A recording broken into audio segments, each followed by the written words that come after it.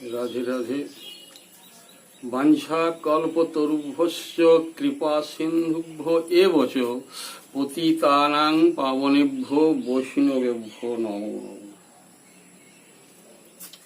দেশের যত সাধু গুরু বৈষ্ণব, আমি সমস্ত সাধুগুরু বৈষ্ণবের চরণে কোটি কোটি দণ্ডবত প্রণাম জানাই। হরে কৃষ্ণ। আজ দিন 2 থেকে চলছে একটা বিরাট তর্ক বিতর্ক, বা এই নিয়ে কিছু কথোপকথনও চলছে। কীর্তনিয়া, কোন জনৈক কীর্তনিয়া মানে আসরে উঠে, কীর্তনের আসরে, হরি কথার আসরে উঠে চৈতন্য চরিতামৃত সম্বন্ধে কিছু অপ্রাসঙ্গিক কথা উনি বলেছেন। যাই হোক, আমাদের প্রথমে হয়তো মনে রাখা উচিত যে আমরা শ্রীমন মহাপ্রভুর নির্দেশিত সেই সব পদাবলী নিয়ে মহাজনদের পদ বা মহাজনদের পথ অনুসরণ করে আমরা আসরে উঠছি। এটা স্মরণ রাখা সকলেরই উচিত। এবং যদি এই শ্লোকটা একটু মনে রাখা যায় যে আমরা কি করতে এলাম, অনর্পিত চরিং চিরাত করুণয়াবতীর্ণ কলৌ সমর্পয়িত উন্নতজ্জলরসাং স্বভক্তি শ্রিয় হরি পুরট সুন্দর দ্যুতি কদম্ব সন্দীপিত সদা হৃদয় কন্দরে সুরদেব শচীনন্দন। হে শচীনন্দন, এই যে শচীনন্দন গৌরহরির কথা আমি বলবো, তা গৌরহরি কিভাবে বিতরণ করে গেলেন, একটা শব্দ দেয়া আছে, স্বভক্তি শ্রিয়ম এবং অনর্পিত চরিং চিরাত, যাহা এতদিন অর্পণ করা হয়নি। করুণাবতীর্ণ কলৌ, এই কলিযুগে করুণা করে নেমে এলেন, আমাদের প্রতি করুণা করে। এই কলির অধাম জীবের জন্য প্রভু আমার নেমে এসছেন, এবং সেই উজ্জ্বল রস কিভাবে বিতরণ করলেন এটা বললেন স্বভক্তি শ্রিয়ম, ভক্তি সহকারে, বীর ভাবে নয়, হাতে ডান্ডা লাঠি নিয়ে প্রচার করেন নাই। কারণ উনি আবার এটাও বললেন যে আমি রাম আদি অবতারে করে নানা অস্ত্র ধরে অসুরের করিনু সংহার, এবে অস্ত্র না ধরিব কারো প্রাণে না বধিব, চিত্ত শুদ্ধি করিব সবার। এই কলিযুগে আর আমি অস্ত্র ধারণ করব না, কারো প্রাণে আঘাত হানব না, অথচ প্রত্যেকেরই আধার শুদ্ধি করে যাব, শুদ্ধি করে দেব, এটাই আমাদের স্মরণ রাখা উচিত। কিন্তু তবুও মহাপ্রভুর মতন ভগবানেরও একবার ক্রোধ উপজয় হয়েছিল। কোন সময়? জগাই মাধাই উদ্ধারের সময়। নিত্যানন্দ প্রভুকে যখন কলসির কানায় আঘাত করলেন মাধাই, সেই সংবাদ পেয়ে মহাপ্রভু আমার তখন আর রাগ সামলাতে পারেন নাই, ক্রোধ সামলাতে পারেন নাই, বলে করিলি সকল কর্ম না করিলি এক, এক্ষুনি করিলি তাহা এই পরতে। শ্রীপাদ অঙ্গে আঘাত সহ্য হয় না, সুদর্শন কোথায় চক্র, কোথায় চক্র? প্রভু বললেন এটা তোমার অস্ত্র ধারণের সময় নয়, প্রেমে তুমি জগৎ জয় করবে। প্রভু এসেছিল, রাগ হয়েছিল। কাজে এই মহাপ্রভুর কথা বলতে গিয়ে যদি এই মহাপ্রভুকে অবমাননা হয়, চৈতন্য চরিতামৃতের উপরে এই সকল কথা আরোপিত হয়, হে প্রভু, এটাও শুনতে হলো কীর্তনিয়ার মুখে। চৈতন্য চরিতামৃত হায় হায়, আমরা কেমন সময় এসেছি, আর কেমন কথাগুলো শুনে জয় নিতাই হরিবল বলে হাততালি দিচ্ছি আনন্দে। আহা, খুব ভালো কথা উনি বলে গেলেন, বাহ, এটা অপ্রামাণিক, কাল্পনিক।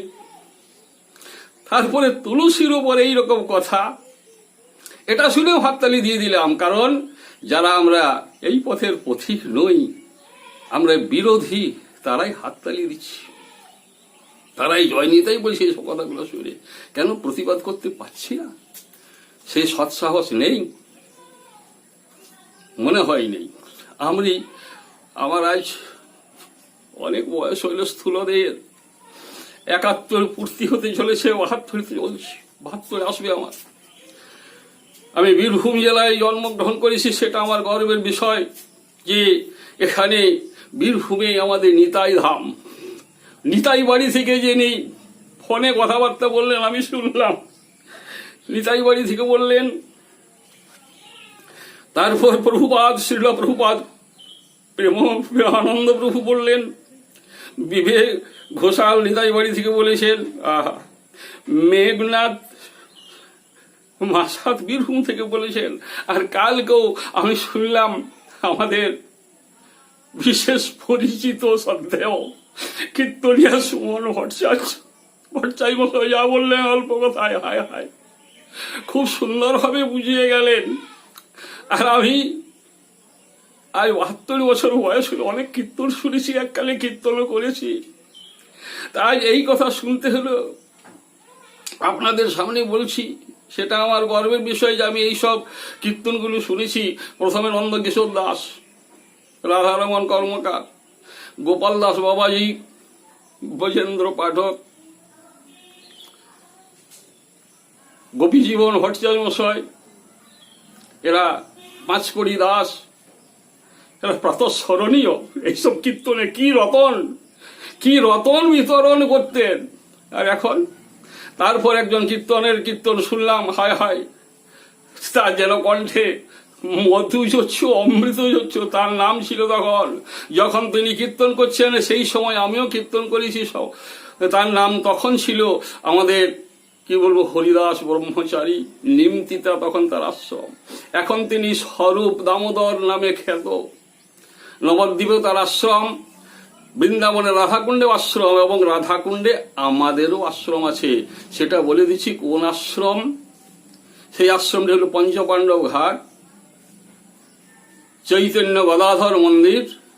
আমাদের দুজন যিনি এখন মহারাজ আছেন, আশিস ব্রহ্মচারী এবং তপন দাস বাবাজি মহারাজ, আরো তমল কৃষ্ণ দাস বাবাজি, হরিবল দাস বাবাজি, প্রণব দাস বাবাজি, অনেকেই আছেন। সেই জায়গাতেই আমি আশ্রয় পেয়েছি, আমি ওখানে থাকি। এবং এই যে বইটি দেখাবো, সাধন বেদে সিদ্ধিভেদ, এটা কার বই জানেন? পণ্ডিত শ্রীমৎ কৃষ্ণদাস বাবাজি মহারাজ। তার কতগুলো সার্টিফিকেট, ব্যাকরণ, বৈষ্ণব দর্শন, তীর্থ, ভাগবত, বেদান্ত শাস্ত্রী, ভূতপূর্ব অধ্যাপক, MA PhD বিভাগ, রিসার্চ ইনস্টিটিউট বৃন্দাবন। ইনারও সান্নিধ্য লাভ করেছি। ইনারা কি চৈতন্য চরিতামৃত পড়েন নাই? এনার সঙ্গে একদিন আমি কেবল একটু আলোচনা করতে গিয়েছিলাম, যদিও তার ধারে পাশে বসার যোগ্যতা আমার নেই বাবা, তবুও কৃপা করে উনি আমাকে জায়গা দিতেন। বসো বাবা, বসো, এসো। বলে, মহারাজ একটা জিনিস আমি বুঝতে পারছি না। বলে, কীর্তনের পদ বাদ দিয়ে বলো বাবা। বলি, না, কীর্তনের পদ বলছি না। ঠিক আছে, আমি বলছি, অকৈতব কৃষ্ণ প্রেম যেন জন্মন দেহম, এই প্রেম নির্লোকে না হয়, যদি হয় যোগ, না হয় বিয়োগ, বিয়োগ হইলে না জিয়। বলছে, বাবা, এ তো কৃষ্ণদাস কবিরাজের কত ঊর্ধ্বতর বিষয় বাবা। কতদিন থাকবে তুমি বৃন্দাবনে, এখন যে এসেছো? বলে, আমি 10-15, আমার কাছে কৃপা করে কতক্ষণ? বলছে, আপনার কাছেই বললাম যে আপনার কাছে ঘন্টাখানে থাকবো। বলে, অকৈতব কথাটির ব্যাখ্যা করতে 7 দিন, তারপরে পরপর চলবে বাবা, 3 মাস থাকো। চৈতন্য চরিতামৃত এত সহজ নয় বাবা। তাহলে তারা ভুল প্রমাণ করতে পারতেন না যেটা কাল্পনিক? আরেকজনের আমি কথা বলছি। দেখুন, এই যে ছবিটা আমাদের বীরভূমেরই কুড়মিঠা গ্রামের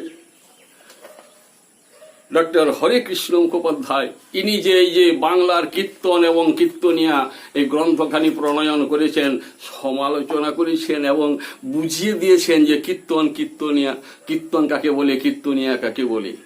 আমার বাড়িটা হলো ময়নাডালের সামনে। আপনারা সবাই জানেন যে ময়নাডালে মহাপ্রভুর বিগ্রহ এখনো রয়েছে। সেই ময়নাডালে একটা আমাদের ঘরোয়ানা আছে, মনোহর শাহী কীর্তনের ঘরোয়ানা, এবং বিখ্যাত কীর্তনিয়ার ছিলেন মিত্তি ঠাকুর, রাসবিহারী মিত্তি ঠাকুর, নবগোপাল মিত্তি ঠাকুর, গোবিন্দ গোপাল মিত্তি ঠাকুর, নদিয়ানন্দ মিত্র ঠাকুর, মালিক চাঁদ মিত্র ঠাকুর। আমরা এই কীর্তন শুনে এসছি, অভ্যস্ত, কিন্তু এই রকম ব্যাখ্যা আমরা কখনো শুনি নাই। আমার আগে আমি এখানে দুপুরবেলায় দেখলাম একজন মহারাজ বললেন যে কীর্তন শুনবেন সাধু মুখে, যথার্থ সত্য। কারণ শাস্ত্রে বলেছে অবৈষ্ণব মুখোদ্গীর্ণ পুতং হরি কথামৃত শ্রবণং নৈব কর্তব্যম সর্বশ্রেষ্ঠ পয়যথা। দুধ বলবৃদ্ধ কারক, কিন্তু সেই দুধটা যদি সাপের উচ্ছিষ্ট হয়, বিষ মেশানো থাকে, বলুন বাঁচবো না দুধটা খেয়ে মরবো? তেমনি বাবা এখন এই কীর্তনের কথাটা হচ্ছে সর্বশ্রেষ্ঠ পয়যথা। এটা হে ভগবান, আমি বলবো এই যে বিষ, এই যে ভাইরাস, এই ভাইরাস যেন করোনা ভাইরাসের উপরে, কারণ করোনা ভাইরাস 14 দিনের মধ্যেই ফয়সালা করে যাচ্ছে। আর এই যে ভাইরাস ঢুকে গেল, যতদিন বাঁচবো বা যতদিন থাকবেন যারা এই ভাইরাসে আক্রান্ত হয়ে গেলেন, আমার মনে হয় এই ভাইরাস তিলে তিলে দগদে দগদে আমাদের শেষ করে দেবে। কাজেই যেমন করোনা ভাইরাসের ভ্যাকসিন বের হয়েছে, বার করছেন, তেমনি হে বৈষ্ণব সমাজ, সাধুগুরু সমাজ, কীর্তনিয়া, এই যে আগে বললেন কোন এক মহাত্মা বললেন যে যারা সিনিয়র কীর্তনিয়া আছেন তাদের উপর আমি দায়িত্ব দিলাম। আমি মনে হয় শুনলাম শ্রীল প্রভুপাদ, প্রেমানন্দ বাবাজি মহারাজরা, যাই হোক আমার যদি নামে ভুল হয়েছে ক্ষমা করে দেবেন, আমি সবারই কথাগুলি শুনছি ইউটিউবের মাধ্যমে। তা এই সিনিয়র কীর্তনের দিকেই বলছি, যারা আছেন জ্ঞানীগুণী ব্যক্তি, এই ভুলগুলো এইরকম যারা কীর্তন গাইছে তাদের একটু সংশোধন করে দেওয়ার দায়িত্ব এই আপনাদের মতো যারা স্বনামধন্য এখন কীর্তনিয়া রূপে অবস্থান করছেন, কৃপা করে তাদের একটু দুটো হরি কথা শোনবার মতন আপনারা নির্দেশ করুন। তা নইলে মেরুদণ্ড ভেঙে যাবে, আর কীর্তনটা কি রতন এ থাকবে না যদি এইভাবে কীর্তন প্রচার হয়। আমি বেশি কথা বলবো না, পাচ্ছি না, চোখে জল আসছে, কি করবো? এই 71-72 বছর বয়সে এই সব কথা শুনতে হলো। হে ভগবান, হে করুণা নিধান, তুমি আদি দেবতা, তোমাদি দেবম করুণা নিধানম। হে করুণা নিধান, তুমি করুণা করে এইরকম কীর্তনেতে একটু সুবুদ্ধি প্রদান করলে ভালো হয়। করো বলার অধিকার আমার নাই, করো বলার আমাদের কিছু দাও, এই চাইবার অধিকার নেই। কৃপা পূর্বক নিজ গুণে কৃপা করবেন, এই কথা বলে আজ আমি এখানেই সমাপন করলাম। সাধুগুরু বৈষ্ণবের চরণে আমি কোটি কোটি দণ্ডবোধ প্রণাম করছি। যদি আমার এই কথার মধ্যে ভুল ভ্রান্তি কিছু বস্তুটি হয়, নিজ গুণেই ছোট ভাই বলে আমাকে আপনারা সবাই ক্ষমা করি চরণে ঠাঁই দেবেন। রাধে রাধে।